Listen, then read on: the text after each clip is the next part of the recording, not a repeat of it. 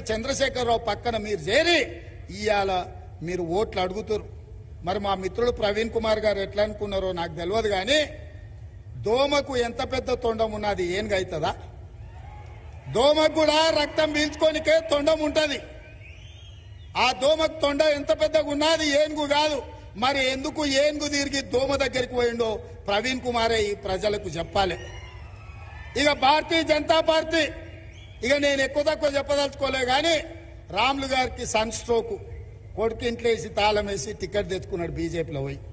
ఏమున్నదా ఇవాళ ప్రవీణ్ అయినా భరత్ కుమార్ అయినా ఎల్లేకి ఎద్దు లేదంట, మల్లయ్యకు బండి లేదంట. ఇద్దరు కలిసి సిరిసనగండ్ల జాతరకు పోదామని మొక్కుకున్నారంట. ఆయనకు ఎద్దు లేదు, ఈయనకు బండి లేదు. ఇద్దరు కలిసి సవారి తీసి సిరిసనగండ్ల జాతరకు పోతారంటే ఇది సాధారణమైన పనేనా?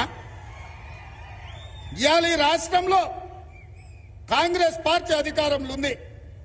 4.5 ఏళ్లు మనం అధికారంలో ఉంటాం. ఈ 4.5 ఏళ్లు రాజకీయాలు పక్కన పెట్టి మనందరం కలిసి కట్టుగా మన ప్రాంతంలో ఉన్న పెండింగ్ ప్రాజెక్టులు పూర్తి చేసుకోవాల్సిన బాధ్యత వాళ్ళిద్దరి మీద లేదా అని నేను అడుగుతున్నా. చదువుకున్న మేధావి ప్రవీణ్ కుమార్ గారు ఈ మాత్రం ఆలోచన వారికి రాదా? ఇవాళ చంద్రశేఖరరావును ప్రజలు తిరస్కరిస్తే తిరస్కరించిన చంద్రశేఖరరావు పక్కన మీరు కూర్చుంటే తెలంగాణ సమాజం ముందు మీరు దోషిగా నిలబడరా? మాదిగ జాతికి ద్రోహం చేసిన చంద్రశేఖరరావును భుజాల మీద మోస్తే రేపు వర్గీకరణకు అన్యాయం జరగదా? మాదిగల వర్గీకరణ ఎట్లా జరుగుద్దని నేను మిత్రుడు ప్రవీణ్ కుమార్ గారిని నేను అడగదలుచుకున్నా.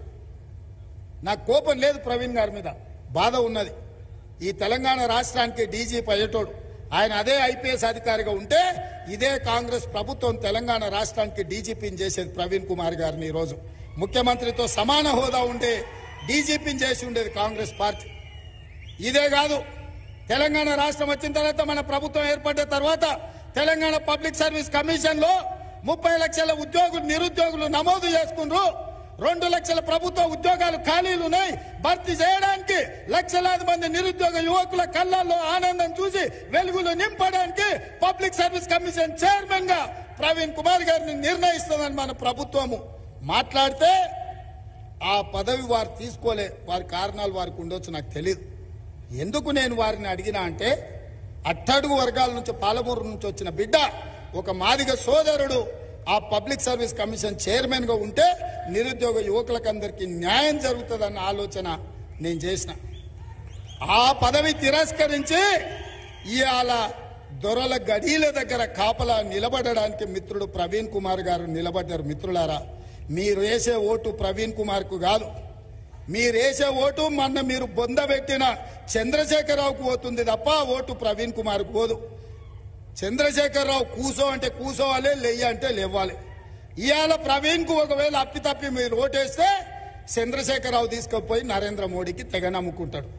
10 ఏళ్లు 10 మంది 12 మంది ఎంపీలను ఇస్తే ఢిల్లీలో ప్రతిసారి పోయి మోడీకే మద్దతు ఇచ్చింది కదా ఈ కేడి. ఈ